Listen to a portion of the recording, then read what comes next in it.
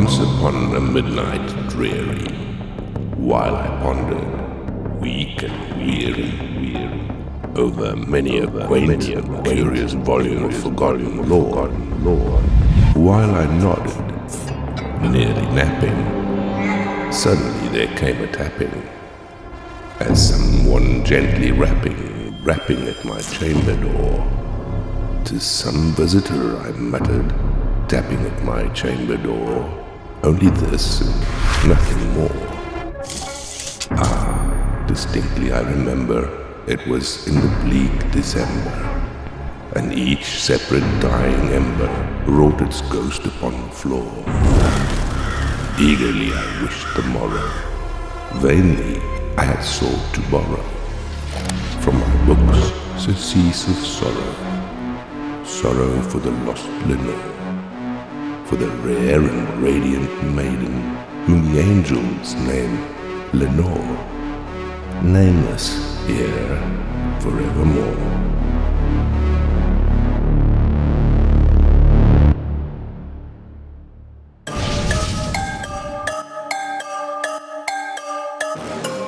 Today's episode, we wanted to focus on creating a high fashion experimental shoot. So what we wanted to do was highlight designer Kat Damian's work, and we used the lights to really highlight the intricacies of the details that she puts into all of her pieces. Today we shot a high fashion commercial with 3 models who did a fantastic job in a beautiful location with awesome lighting. We found a location that had this Palace of Versailles aesthetic. We used Godox lights to help complement the textures and the character of the location. Once you have a location locked and it's this beautiful, it really inspires everyone. It's really fun to see what you can create in such an awesome environment. Once I saw where we were gonna be shooting, I did some sketches, I did some renderings. I was super inspired by the architecture, the style, the design, the reliefs and the art on the walls, and so I wanted to create high fashion for the models to wear that would complement the environment and feel like it really blended in.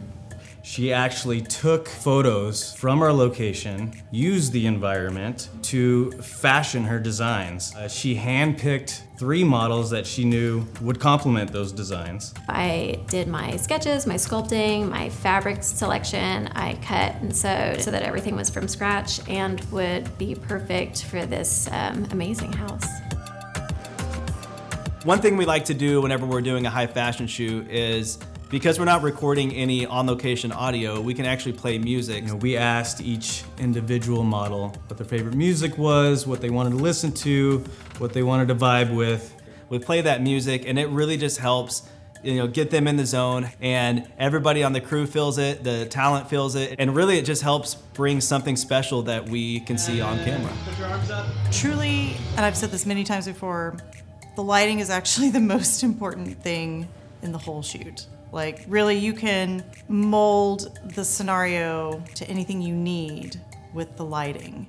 Good lighting can really make or break a fashion photo shoot, especially when you're thinking about your color palettes, the types of fabric you're using, and your style. We didn't get to really see the creations come to life until they were brought out. So once the hair and makeup did their thing and the Kat's wardrobes were on the talent came in and we saw it with the lights and everything, and it was just like, okay, this looks pretty cool.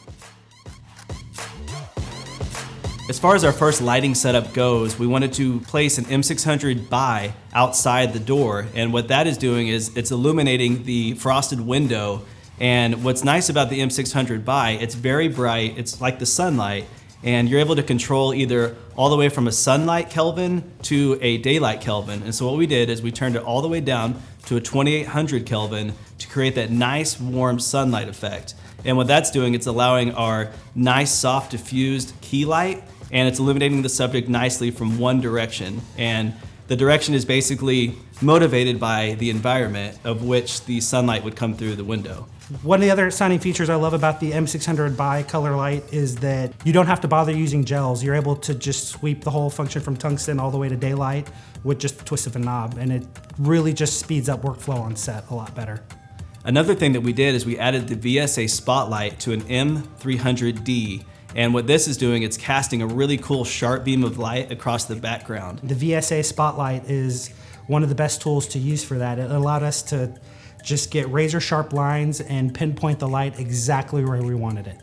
The other good thing about this location were there were chandeliers that were placed up high in the ceiling, and so we took some of the M300Ds with the VSA spotlight attachment, and we were able to hit that light across the crystals that were in the chandeliers, and it scattered really cool illuminations and fragments all over the environment, and we just really got lucky. It's just a matter of experimenting and playing with your light. We really wanted the lights to be more of a creative department. We wanted to really cut light through the architecture and really just bring more depth and more volume to the image itself by layering the light beyond just the subject itself. So really, to create atmosphere within the environment, we brought in a haze machine, and this haze creates this really nice even fog, and that's gonna allow our sunbeams, like our light beams, to be more sharper and defined. And so what we're doing is we're adding these beams in places like up high and directing them downward, and that's mimicking sunlight or maybe some natural source. Another great feature that I like about the VSA spotlights is they have these little shutter doors that are on the sides and the top and the bottom, and it literally lets you cut the light to the exact shape and dimension that you want. I love that you're able to use the directional beam, and you can use the knob to push it forward and back to create more of a floodlight or a sharper spotlight that really gives you nice defined sharp edges on your light beams, or you can open it up all the way and just have a nice soft light source. So the M300D and the M300 Bi were the lights that we used with the VSA spotlight attachments, and these lights we had at 100%. And because they were so bright, they really made the beam a lot sharper, and it actually added more reflective areas to really highlight extra ambient light onto our subject in certain ways. So not only did we play with more harsh, high-key lighting, we wanted to actually add a little bit of fill light, and so we used an LD150R with a softbox and a grid. And this allows us to control the spread of the light across the subject, but also helping illuminate their skin tones in a more flattering way. The importance of using the VSA spotlights, what's really cool is these help create really sharp beams. And to do this, you need a lot of contrast in your environment. So what we did is we brought in a duvetine curtain, and it's just a black fabric, and you can place this anywhere that's gonna block out any ambient spill or any other areas of reflection where you don't want light to hit. Because the darker your environment is, the more that your light beams are gonna be illuminated, and the camera sensor is gonna read them out. And this location had a lot of pillars and things to break up that light. One of the fun tricks we did today was we used a cookie board in front of the M300s to break up the light pattern to create more light beams. And so the camera travels through, and as we travel through, the light beams are highlighted as the camera moves through the hallway.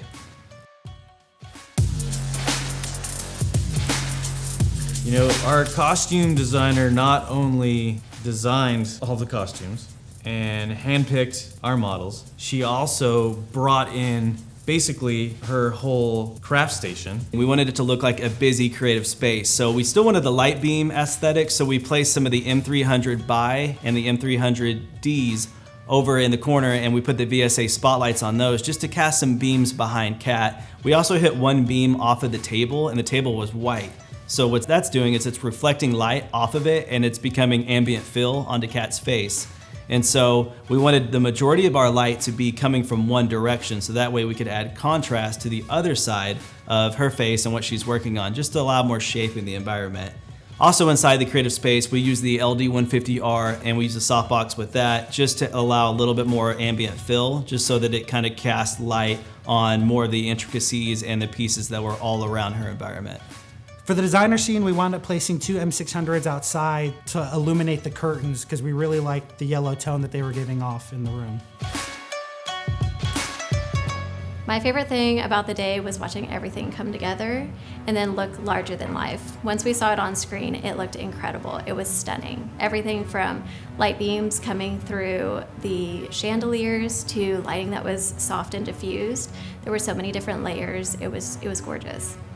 When you have products such as Godox lighting that allows you to kind of move quickly in and out of spaces, it really opens us up to be a little bit more creative and take a little bit more chances and try a little bit more rather than just sticking strictly to storyboards or to a shot list. We can just kind of get what we need to and turn on a light here and there, throw a light there, and just do quick pickups and literally just whatever we get inspiration at the time, we can just literally just throw it out there. It was really cool to create today and have so many creative people on set. It was just a lot of fun, and that was really the magic that we wanted to create here today. It was just, how do we make, these sketches that Kat made, how do we put this in an environment, light it up, and make it all just come to life. And the Godox lights performed perfectly, and it helped really illuminate everything, and it did bring it to life.